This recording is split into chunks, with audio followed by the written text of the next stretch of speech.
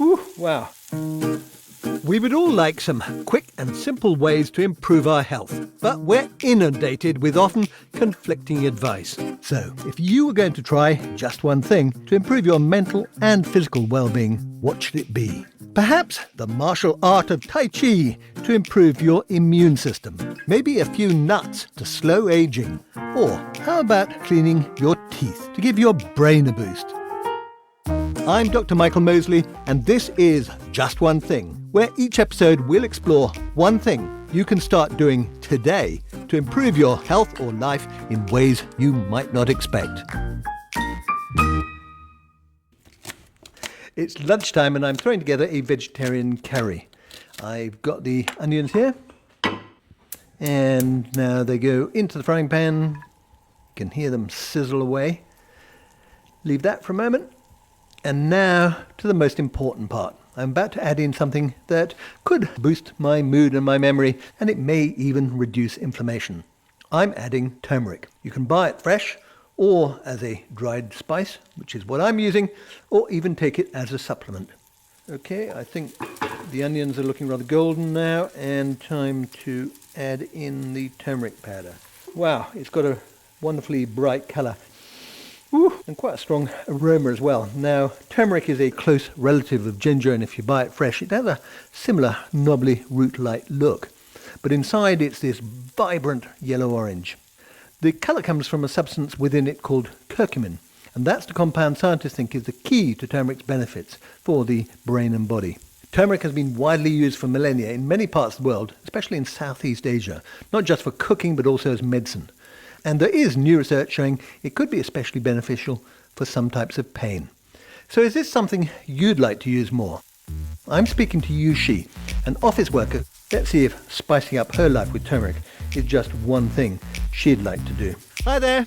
Hello. Now, first of all, do you enjoy cooking? I do enjoy cooking, but I wish I had a bit more time to try different recipes. Right, and have you ever cooked with turmeric before? I haven't actually. I've been wanting to incorporate more spices in my cooking. Turmeric, as you may well know, is widely used in curries, but it's also delicious in scrambled eggs, soups and yogurts, or a turmeric pancake. What I want you to do is to add 1 teaspoon a day to your cooking. Could be breakfast, lunch or supper, however you want to do it, but 1 teaspoon a day. Do you think you can manage that? That sounds okay, yeah, I'm definitely up for giving it a go. Be aware that it is a very bright yellow colour and it can stain. That sounds good, thanks for the heads up. I've asked Yu Shi to spice things up with turmeric because this golden-hued powder not only adds colour and flavouring to food, it's also been linked to some surprising health claims, from boosting attention and working memory to improving asthma and eczema. The link between turmeric and health is nothing new. It's been used in ancient Ayurvedic medicine for thousands of years to alleviate liver problems and digestive ailments. Over the last couple of decades or so, scientific research into turmeric, and in particular into its active ingredient, curcumin, has exploded, with lots of studies exploring the health effects of this golden spice. And some of the findings have been impressive. Let's start with the brain. A Singaporean study in 2022, following 2,700 older people for nearly 5 years, found those who ate a lot of turmeric-rich curries, like korma, kept their brains in better shape when measured for things like working memory and problem-solving than those who didn't. The authors suggest that it's the curcumin, which is a polyphenol in the turmeric, which is responsible for these positive effects. Now, a big problem with curcumin is that normally very little of it gets absorbed. So the scientists think that one of the reasons why they saw such good results in their study is because when you consume curcumin with fat and certain spices, this helped your body to absorb more of it. It's a great excuse to add it to curry. And if you don't fancy curry, then you might consider a curcumin supplement. In an Australian study where they gave curcumin in pill form to 80 older individuals, they found that compared to placebo, taking the supplements improved working memory and reduced fatigue. One way it might be working is by reducing inflammation. In a recent Japanese study, where overweight but otherwise healthy participants were randomly allocated to placebo or curcumin extract, they found those taking the supplements had lower levels of an inflammatory marker in the blood called C-reactive protein. And, as we'll discover in a moment, it appears turmeric can also relieve pain. I'll be delving into that with an expert shortly. But first, let's check in with Yushi. The first recipe I tried was the chicken korma, and the taste was really good overall. It was a nice bright yellow colour. It did stain things. The wooden spoon that I use for cooking is now just permanently yellow. The challenge has really inspired me to be a bit more adventurous with the food that I make. I'm looking forward to the rest of the week. We'll catch up with Yushi at the end of the week and see if she can find some tasty ways to incorporate turmeric into her diet. But now, to get the lowdown on turmeric, I'm speaking to Dr. Benny Antony from the Menzies Institute of Medical Research at the University of Tasmania in Australia. G'day! Good day, Michael. Now, what would you say are the main benefits of turmeric? Turmeric has been used for centuries in Ayurvedic medicine, that is a traditional Indian medicine, as well as traditional Chinese medicine. But only recently, people have identified the active components such as the curcumin. So turmeric has been mainly known as an anti-inflammatory agent. It is also known to be an antioxidant. Therefore, it can be useful for chronic conditions. It's also got antifungal properties and it's a wound healing properties. So whatnot, it's got many properties.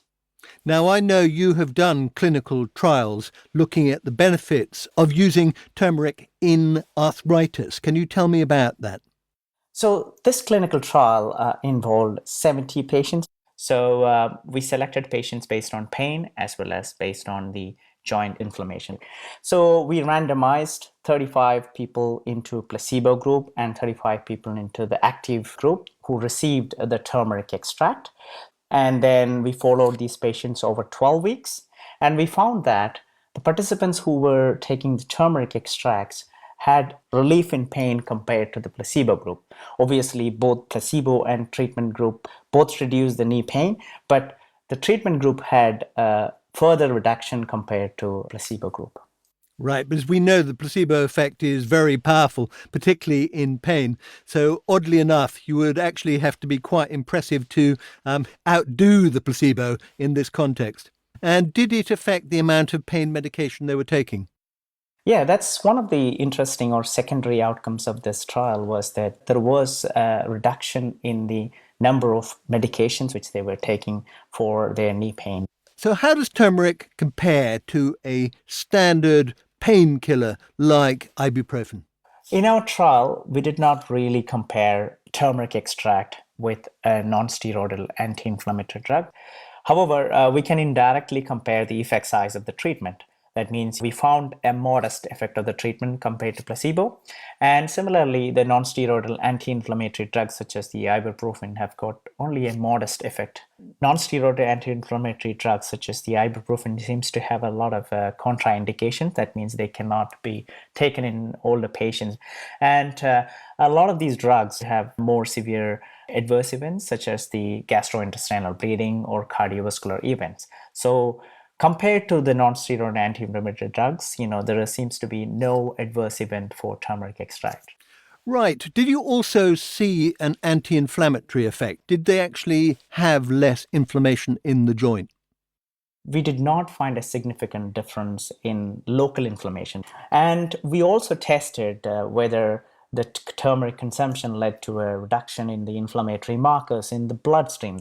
And we did not find a significant effect of these biomarkers because of the treatment of turmeric. So it's possible there is something else going on, that turmeric is not necessarily acting by reducing inflammation. What do you think that something else might be? So there is possibly other mechanisms that could have explained the reduction in pain. Some studies suggest that turmeric might have an effect in the gut-brain axis, that turmeric extracts, especially the curcumin, can actually improve certain type of bacterial colony which reduce the inflammation.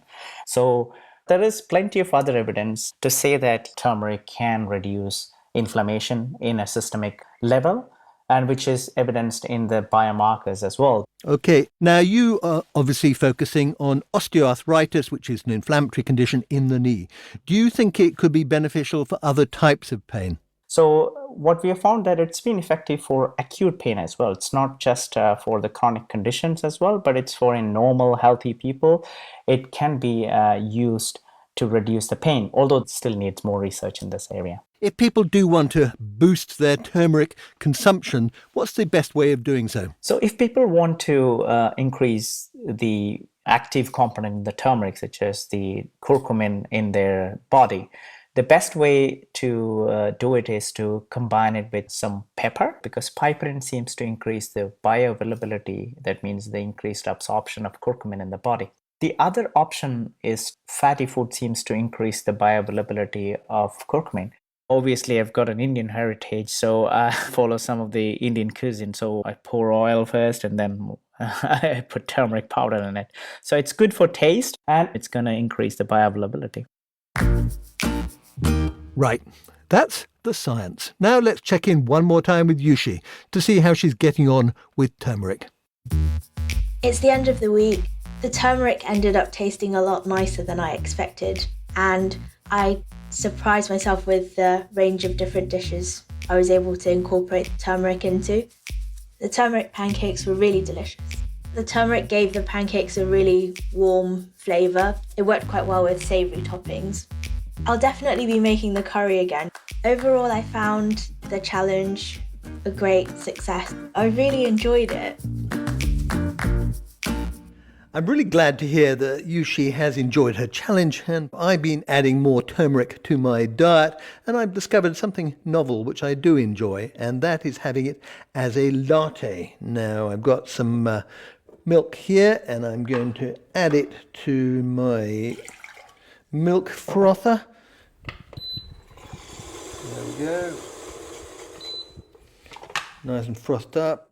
I'm adding a nice teaspoon of turmeric and then giving it a good old stir. And it's certainly a wonderfully orange colour. And the advantage of using milk is the fat means that I'm going to absorb more of the good stuff as well. And it's also delicious. So if you're looking for an excuse to have a delicious hot drink, or perhaps that curry you've been craving, here it is. Add in some turmeric. It could boost your brain and take away your pain. So that's it. It's just one thing you can incorporate into your daily routine, which really could benefit your body and life. If you want to hear more of the series, why not subscribe on BBC Sounds? On the next episode of Just One Thing, the healing power of the pen. How a technique called expressive writing can lift your mood, improve your immune system, and give your brain a boost.